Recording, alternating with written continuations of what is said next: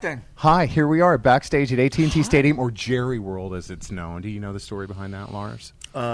Jerry Cantrell? No, it's much cooler, Jerry. This is the guy who owns the Cowboys, and he built this place. So God that's why himself? they call it Jerry World. Yeah. Okay. You know. Wow. So there it is. It's the Eagle, and we're backstage at Metallica with Lars. It's so good to see you again.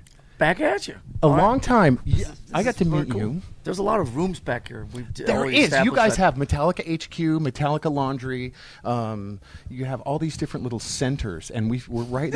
We figured we'd be pushed off to the side, out of the way. I thought they were all Jerry's little rooms. They are Jerry rooms. We're just borrowing them for the Today, afternoon. they're Metallica lounges. We're just borrowing them for the day. It's very cool. I got to meet you when I was a kid, and it was this experience that changed the way I looked at successful artists. And before I had met you, this is a story, and I got a picture to show you. You're going to freak. You're not going to believe where we met the first time. And after I met you, because of you treated me like this normal guy, like somebody that you knew, and I was this 21-year-old fanboy who had been listening to you guys since Kill 'Em All, and you treated me so normal that it changed my whole perception of rock stars, as they say. You and I met for the first time right after Jason. At the Bronco Bowl. No, it wasn't in Dallas. At Vinnie Paul's house. I come from Atlanta. I've been here a while, but I'm an Atlanta guy originally. Just north of Atlanta is a little spot where an ex-member of your management got married a long time ago. Knoxville, Tennessee. Tony Smith. Okay. And we were at Tony Smith's wedding. You and Jason were there. Dude, what happened to all your hair? I know, right? Wait a minute, even more. What happened to all my hair? Where's your hair, too, right? Dude, I need a hat as well. Look at that. So here we are. Okay. Here's Lars and I, and I'm guessing this was post-Justice and pre-Black Album, so I'm guessing 1990. Yeah. I'll tell you, you know what else happened that day? Do you know Tyson lost a fight. Very good. Because remember, Jason came in and he goes, Tyson lost! To Buster somebody. What was his name? Buster Douglas. There you go. Frosty. Okay. That was the same weekend. There we were. That was the first fight he lost. Yeah. So there we are, and I see Lars, and I'm freaking staring at him at the bar. This is at the wedding bar in the little room. Tony Smith had just gotten married, and he was so emotional he couldn't even say I do. What were you doing in Knoxville? Is that where you're from? I was friends with Carol, his wife, his bride-to-be. She invited us to the wedding. We're like, oh, my God, Lars and Jason made it to the wedding. They flew in for this. So we're there. Tony gets emotional. He can't even speak during these in tears. And then we all have a drink. And I'm putting away Jaegers, barely old enough to drink, and staring at you obnoxiously. And what did you do? You didn't dust me off. You didn't duck to another corner. You sat there and you had a conversation with me about normal shit like your just new like house. right now. Yeah, like the new house that you bought in San Francisco that has such an uphill incline that you were talking about putting in an elevator that played For Whom the Bell Tolls when you went up. Do you remember that? I remember the first part of that. I'm not sure about the latter part of that. But yes. You made a joke. Yes, I certainly remember the house with the 102 steps from the garage to the front door. That's right. You told me all about that. Try to carry a case of beer up those steps. That's no fun for anyone. We talked about Jason, and we talked about the fight, and then later you looked at me and you go, hey, let's get out of here. A bunch of us, let's go. Let's find something to do in Knoxville. And I'm like, dude, we're from Atlanta. Let me see if I can find something to do. Maybe we should leave we the rest of the didn't go night out. Okay. We didn't go out. But this is what you prompted. To a fan, a 21-year-old fan, this is what you prompted to me. You said, I said, Lars, I got to be honest. We came out here with just a few bucks, and we can't really afford to go out, but we'll find you someplace to go. And you looked and you went, if you find someplace for us all to go, I'll take care of everything. So I'm 21, a drummer, and hearing this from you. And I'm going, oh, my God, I got to find a place for us to go tonight. Couldn't find any place to go. We all went our separate ways. That's so good. Saw you at a couple of meet and greets. We're here now. Yeah, and here we are. And there's about 7 people still listening now. Right? Going, what the hell are they talking about? So 27 years ago. 1990, dude. Here we are. Okay, and both of us had a lot more going on in the hair department. But that's fine. And what's going on over here in the corner? We were at the bar all night. We stood slap in front of the bar. So everybody who had to get liquor had to go by me and you in this conversation. And we did Jaeger shot after Jaeger shot. That's how young and impetuous we were back then. Impetuous. Right? Can you anybody like translate that? It's my big $10 word for the day. Okay, impetuous. Good Warren, times, anybody? man. Impetuous? No? I was an overnight guy on the radio in Atlanta back then, and I have to toot my own horn and tell you, I got bitched out for playing Fade to Black at 3 o'clock in the morning. Oh, my God. And that's how I became a big fan. I played it at 3 a.m. You bad person, you. They caught me. They had never played Metallica on the air there before. They thought it was a crazy idea. And they said, what do you do? That's a metal band. Why are you playing that on the air? I said, it was 3 o'clock in the morning. They screamed at me and said, don't ever do that again. 9 months later. Nobody was listening then, just like nobody's listening now, right? Yeah, everybody's gone. Yeah. 9 months later, they came back and they go, we sorry. listened to Fade to Black and we want to apologize. We think it's a great fucking song and we're sorry. And they started rotating it after that. Most of these things always work out in the end. In the end. And now, and in the end, you're a knight. Yeah. It's not exactly. I've heard a lot about this the last couple of days. As far as the Danes, that's more the English take on it. The whole sword and the kneeling and all that stuff. Or drumsticks. Yeah, in Denmark, it's a little more casual. But listen, there's 5 million people in this country, okay? And not a lot happens in this country. And it's very cool. So I'm actually very appreciative. And the Crown Prince is a super cool dude. He had a denim jacket on. It was like, I got ambushed with this. I didn't know that it was going to happen. But he had his denim jacket on. I had a white shirt. And all of a sudden he started talking about somebody in the room that had gone above and beyond for Denmark, which was cool. And then I realized he was talking about me. But they surprised you with this. Yes, it surprised me. Yeah, there was no sword or anything. But now, officially I'm a rider of Dannebog, which is the Danish flag. So now I need to get a horse. That's really what it comes down to. A horse is the next step. That's really what it comes down to. I have to get a horse to go along with my medal. Yes. Now you've got fans. By the way, just as silly as it sounds, I mean, obviously, but it's kind of cool. Listen, the snot-nosed kid, that snot-nosed kid, with a drummer in a heavy metal band, gets that kind of honor bestowed upon him. I mean, that's pretty cool. So I'm You're up there happy. with like Sean Connery. We should just do the whole interview talking like Sean. Except, Connery. yes, once again, he's not Danish, but they have a whole. He's Scottish, right? They have a whole different thing. They do this in all these countries. I think they do it here. Is it like getting a key to the city in America? Is that what you're saying? I think it's probably like Isn't there something called the Kennedy Center Honors, where every year they bestow, or the presidential medal? I don't know. Every country's got a version of this. Zeppelin got it a couple of years ago, and it was this big honor thing they did. And, for some reason, the English version, which is the whole thing about kneeling and the sword on the shoulder and all that, that's, I guess, kind of the epitome of all this. But the Americans do it in some way. The Danes do it a little more casually, and I'm sure if you were sitting talking to somebody from Belgium, there's a Belgian version of this. Mm-hmm. And but listen, all kidding aside, thank you, and I am very happy and proud. And like I said, it's a small country, so it's kind of cool. We all 5 million people in Denmark know each other. They do. That's an actual truth. I'll bet your dad's a celebrity out there. Does he still live there? No, he lives in California with me. But okay. But everybody knows you. This is kind of cool.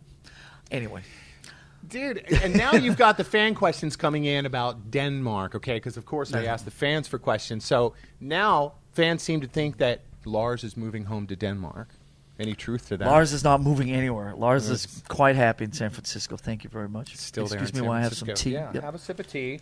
And I'm going to look at my notes because there's so much to cover here. So Texas shows. This is a big, fat Texas show for you guys tonight. But the other towns that you guys just did were no slouch either. San Antonio, they ran out of beer for the Metallica show. Ran out of beer. Did you hear what they're doing for the Wacken Festival this summer in Germany?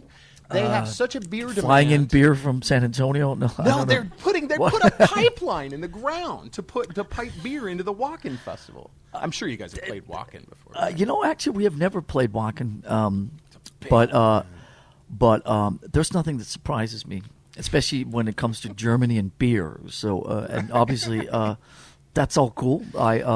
So that was San Antonio. Yeah, we had a great time in San Antonio. We were in Houston, I think, a few nights before. And then in Houston, Local H brought up a local band member that was in the Hit the Lights contest and almost won. That's right.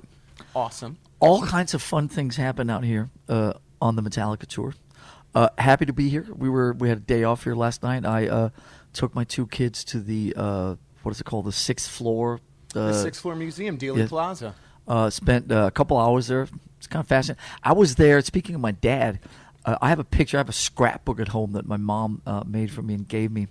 when I was a teenager, and I have pictures from Dewey. Is it Dewey Plaza? Dealey Plaza. Dealey Plaza. D-L-E-Y. Dealey Plaza.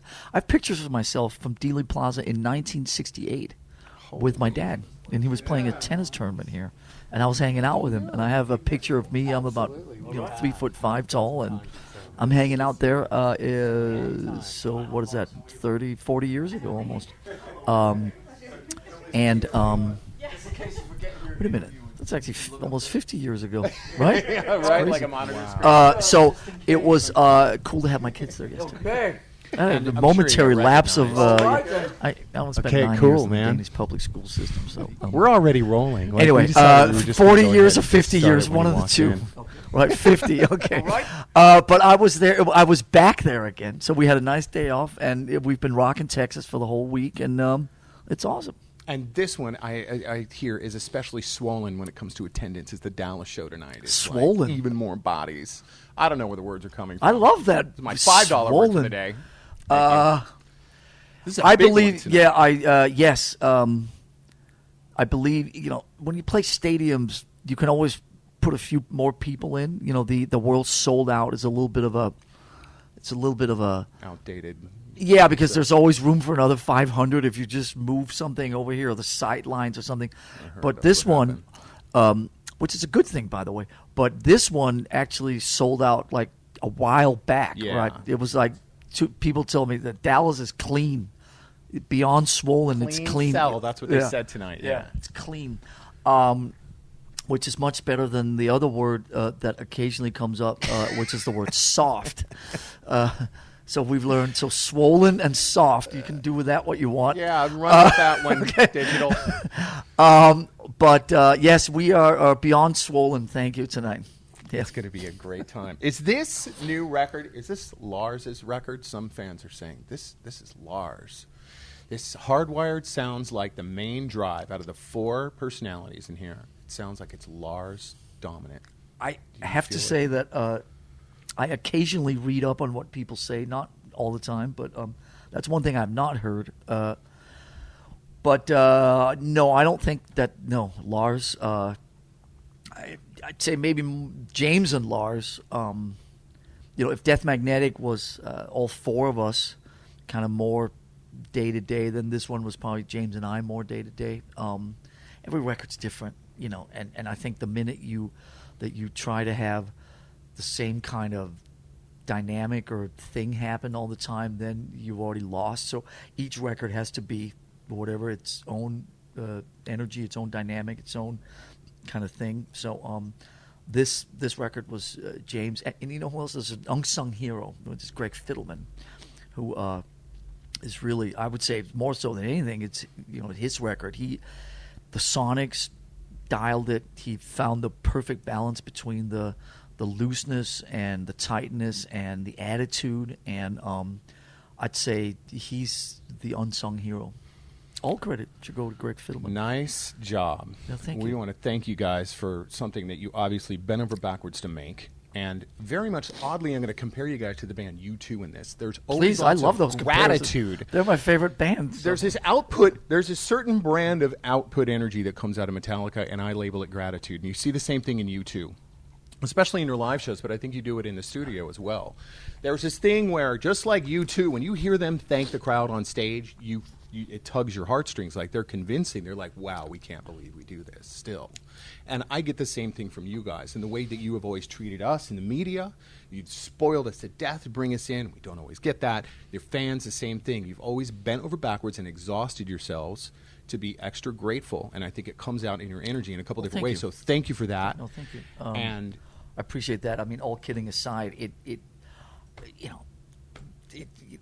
we're all fans ourselves. I'm Metallica's Yeah. #1 fan, so I want to make sure that Metallica is the coolest thing that it can be for everybody that shows up. So, we do 2 or 3 meet and greets every day. We meet, almost at every show, we meet kids who are warriors and fighting on and from, the Make-A-Wish foundations. And I mean, if all that stuff, meeting kids and meeting the fans backstage and sitting here talking to you about, weddings 27 years ago. 27 I mean, years if ago. all that doesn't put a smile on your face and gives you energy and conviction to sort of keep going, I mean, it's all that goodwill. The main difference now between 20 years ago and now is back in the day, I mean, we were just, hey, let's go to the bar or, whatever. Now it's like we actually allow ourselves to open our eyes wide enough to take it all in. And that's a great thing, to be able to just feel the passion and the kind of the vibe that comes back out on stage. It hits us. Yeah.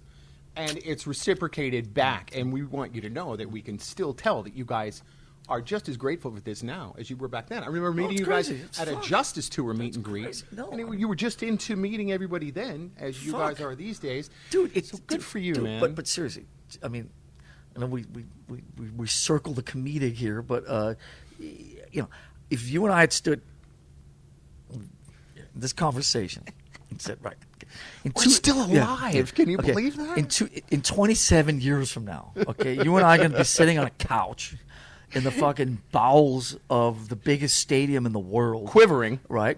And, we're going to be talking about the fact that it's been sold out for 2 months, right? Metallica in their early 50s have just put out probably the best received record in a quarter of a century, right?